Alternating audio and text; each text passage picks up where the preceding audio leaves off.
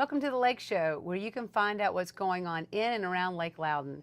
This show is brought to you by the Fort Loudoun Lake Association, a nonprofit environmental conservation organization that keeps Fort Loudoun Lake safe, clean, and fun. I'm Angela Howard, the Executive Director of Fort Loudoun Lake Association, and I work with zone managers and an in-house scientist who remove trash and debris daily, educate our community on pollution prevention, and monitor stormwater and the health of our streams. Very, very happy today to introduce Stephen Horton, who, amongst many other things that he does in his life as a good citizen, he is our volunteer coordinator. Welcome, Stephen. Thank you, Angela. It's great to be here. It's great having you. It's wonderful having you. And I want you to tell the audience what you, as a volunteer coordinator, what do you do for Fort Loudoun Lake Association?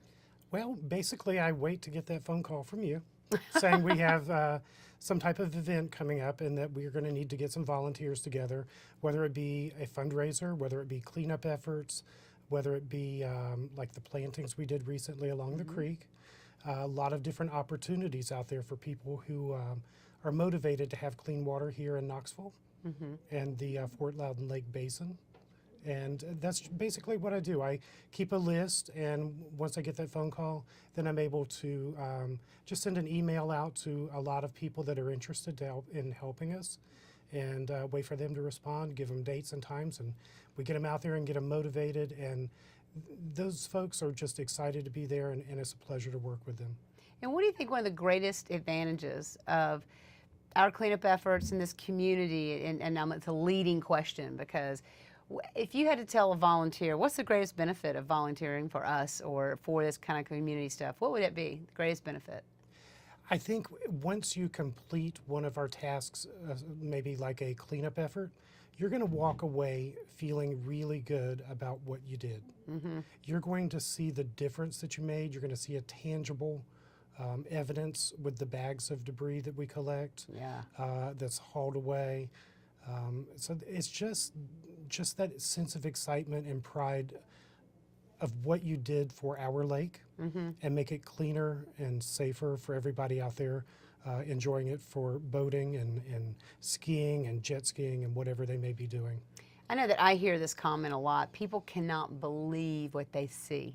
They come to our cleanups and they have no idea. I had no idea this kind of stuff came down the stream and ends up in our lake. Right. So an awareness for those people maybe is don't throw it outside your car, don't dump it in the parking lot, it will end up in our lake. So there's trash and debris pickup. But one of the things we do, and we did this just recently, was that riparian, which means along the riverbed, planting with the irises. So we have a slide that we can show that shows Wee Creek. It's a city-owned, well, the Wee Golf Course, and it's a city-owned golf course that has the Williams Creek running beside it, and there we are looking at the creek and the creek bed and deciding where to plant these irises. And Stephen helped us get the volunteers for that, and it really was a really big help. It's different from picking up trash, but it's planting, it's getting your hands in the dirt and learning why that's important as a filtration system. Exactly. Of all the pesticides and the fertilizers. Exactly. When I first heard of the project several months back, I was very fascinated with it.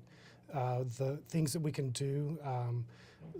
Again, I caution you, anything that happens along our creeks, whether it be pesticides, herbicides, trash and debris, can be Mother Nature's debris, you know, logs and limbs. If it gets into the creek, it's going into our lake system.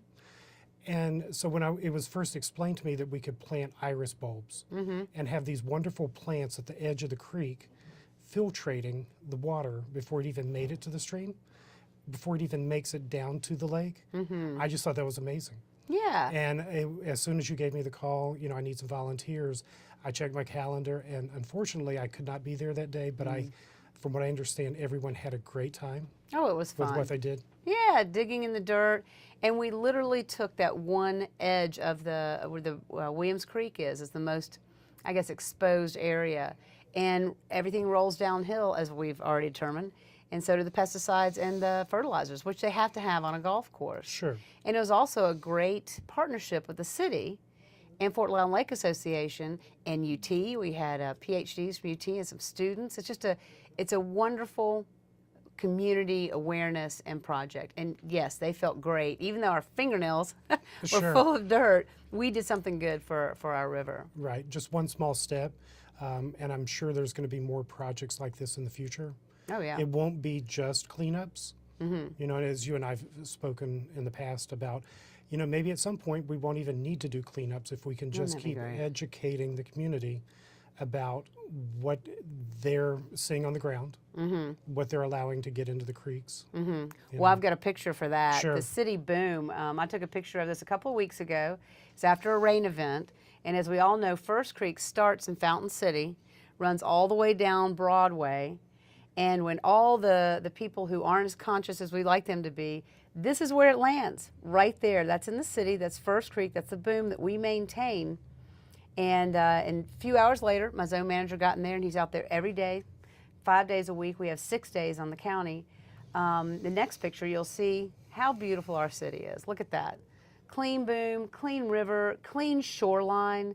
And then in the background, we have that South Knoxville, the old Baptist Hospital, which is now becoming a new development.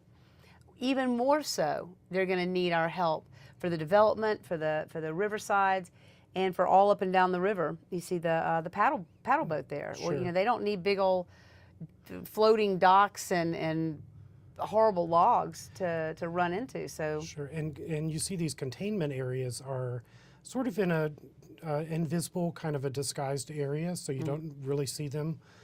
Can you imagine that trash if you were standing at Volunteer Landing and it wasn't being caught as it's exiting the stream? What we would be looking at as we stood there with our friends and relatives as we bring them down to the riverfront to show them how beautiful it is. It would literally be floating trash everywhere. These containments are wonderful. yeah, well, and it also is a testament that we're doing our job, which is great. But what you're saying about really the economic value of clean water is tremendous, because if you're trying to develop or build a house or buy some land or even conserve the land, it's full of trash, you look elsewhere. And I actually have statistics, you know, in real estate and how it affects our taxes. Sure. It's pretty bad. So the next thing that I've got some great pictures. You're lucky. I got lots of pictures today. Just last week, TVA lowered the water lower than normal, and my zone manager is out in the county, was out tootling around collecting things. And show this next picture. That's our boat, and look at what it's full of. Tires, full of tires. And these things show up when the lake comes down from lack of awareness. I call it ignorance, just mean lack of knowledge that you can't just throw a tire in the lake and it ends up downstream, Right. or it doesn't dissolve. And when it does dissolve, it's releasing horrible things into our environment. But anyway, he's working hard, keeping that clean. And I've got another picture. Yeah, look at that. 51 tires Kirk, our zone manager, got out of the county parks area just last week. So, I mean, there our audience can see we are doing a big chunk of work out there. Yes, and you can go to our website. We could use a lot more man hours. Kirk, we don't have enough funding for this guy to work part-time, the one that got the 51 tires. You can go to our website at FLLAKE.org and donate now. And while you're there, look at the volunteer page. Exactly. Right? Sign up to volunteer, because we will have cleanups coming up in the spring before the water comes up. You'll be really busy, Stephen. Right.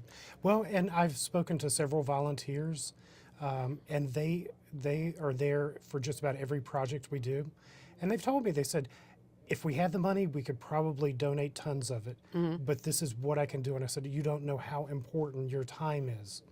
The time that they're volunteering is amazing.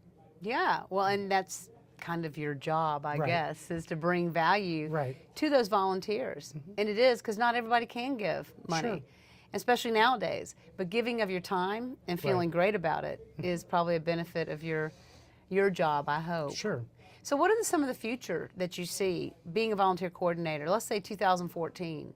Do you have some projects in your head, or you got some ideas on how we can expand our volunteer programs? Well, I do. I really want to create a very large database of volunteers where if we come up with an idea, hey, we want to do this, you know, and we've talked, you know, throughout this interview about, you know, trash making into the stream. And I do a